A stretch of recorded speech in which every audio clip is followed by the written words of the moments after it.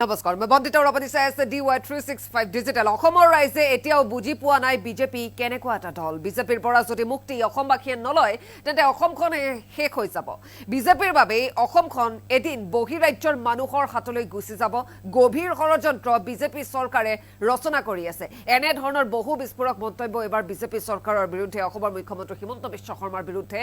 কোৱা হৈছে গৰজি উঠিছে এই মুহূৰ্তত আমি সবিশেষ জনাবলৈ চেষ্টা কৰিম অসমৰ ৰাইজে এতিয়াও বুজি পোৱা নাই বিজেপি কেনেকুৱা এটা দল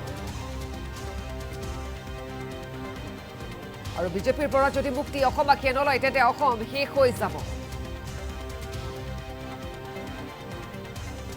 বিজেপিৰ বাবে অসমখন এদিন বহিৰাজ্যৰ মানুহৰ হাতলৈ গুচি যাব গভীৰ ষড়যন্ত্ৰ বিজেপি চৰকাৰে ৰচনা কৰি আছে সেয়া উদ্ধাৰ কৰিব লাগিব আৰু বিজেপি চৰকাৰ মুখ্যমন্ত্ৰীৰ বিৰুদ্ধে সৰব অজাপৰ জ্যেষ্ঠ নেতা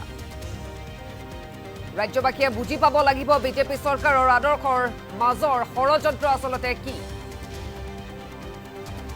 আম্বেদকাৰৰ সংবিধানক ৰাজ্য কেন্দ্ৰৰ বিজেপি চৰকাৰে নস্যাৎ কৰিছে আৰু ৰাজ্য কেন্দ্ৰৰ বিজেপি চৰকাৰৰ বিৰুদ্ধে কেইবাটাও বিস্ফোৰক অভিযোগ অজাপ নেতাগৰাকীয়ে দেশৰ মনুস্মৃতি সংবিধান অনুসৰণ কৰা সকল বিজেপিৰ লগত আছে মনুস্মৃতি সংবিধান অনুসৰণ নকৰা সকলে অসম জাতীয় পৰিষদক সমৰ্থন কৰক আৰু মঙলবাৰে ডবকাত এজেপিৰ বৃহৎ যোগদান কাৰ্যসূচীত বিজেপিক তোলা জ্যেষ্ঠ নেতাগৰাকীয়ে অসমৰ ৰাইজে এতিয়াও বুজি পোৱা নাই বিজেপি কেনেকুৱা এটা দল এনেধৰণৰ কথা এবাৰ উল্লেখ কৰা হৈছে অজাপৰ জ্যেষ্ঠ নেতা গৰাকীয়ে বহু বিস্ফোৰক কথা কৈছে বিজেপিৰ পৰা যদি মুক্তি অসমবাসীয়ে নলয় তেন্তে অসমখন শেষ হৈ যাব বুলি উল্লেখ কৰিছে তাৰ সমান্তৰালকৈ কৈছে যে বিজেপিৰ বাবে অসমখন এদিন বহিৰাজ্যৰ মানুহৰ হাতলৈ গুচি যাব আৰু এজেপিৰ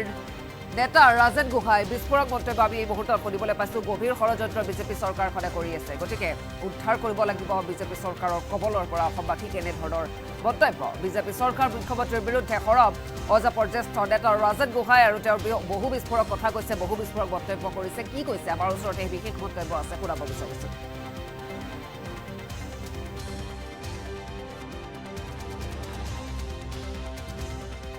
অসমৰ ৰাইজে এতিয়াও বুজি পোৱা নাই যে বিজেপি কেনেকুৱা এটা পাৰ্টি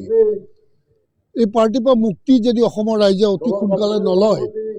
তেতিয়াহ'লে অসমীয়া সমাজ বা অসমখন সম্পূৰ্ণ শেষ হৈ যাব এদিন কোনোবা বহিৰাজ্যৰ মানুহৰ হাতলৈ গুচি যাব এইটো এটা গভীৰ ষড়যন্ত্ৰ হৈ আছে গতিকে এই ষড়যন্ত্ৰখিনি আমি ৰাইজৰ আগলৈ লৈ যাব খুজিছোঁ তেওঁলোকক বুজাব খুজিছোঁ জনাব খুজিছোঁ যাতে তেওঁলোকে বুজি পায় এই ভাৰতীয় জনতা পাৰ্টিৰ যিটো আদৰ্শৰ তেওঁলোকৰ তলত আজি আছে কাম কৰি তাৰ পৰা যাতে ওলাই আহে সেইটো কাৰণে মই আজি বহুত কথা ইয়াত ক'লোঁ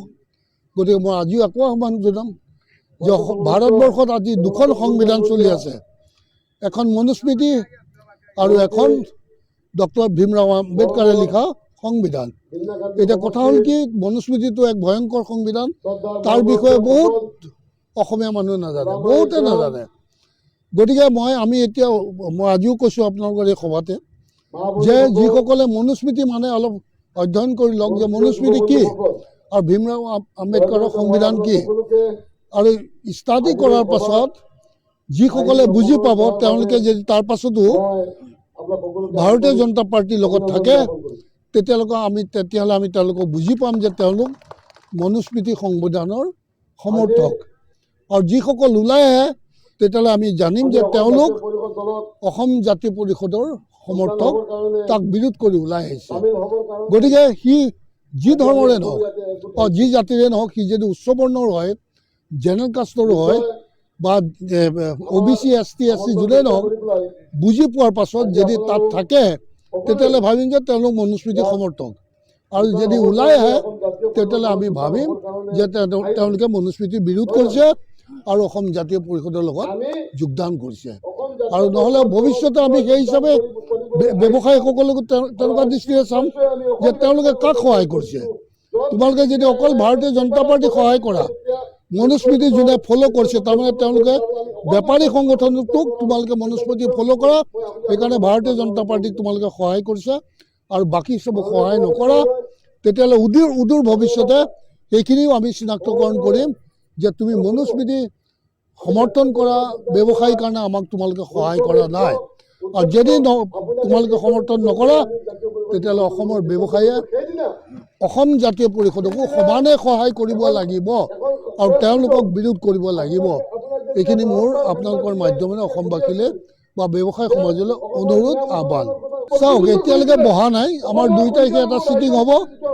এই চিটিঙত আমি চাম, আমি সন্মান হেৰুৱাই কাৰো লগত মিলা মিছা নকৰোঁ।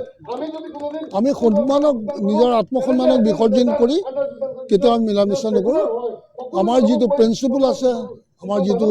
স্বাভিমান আছে, তাক আমি কেতিয়াও হেৰুৱাব নোখোজোঁ। আৰু গতিকে কংগ্ৰেছে যদি বিচাৰিছে, গতিকে বুজাবুজি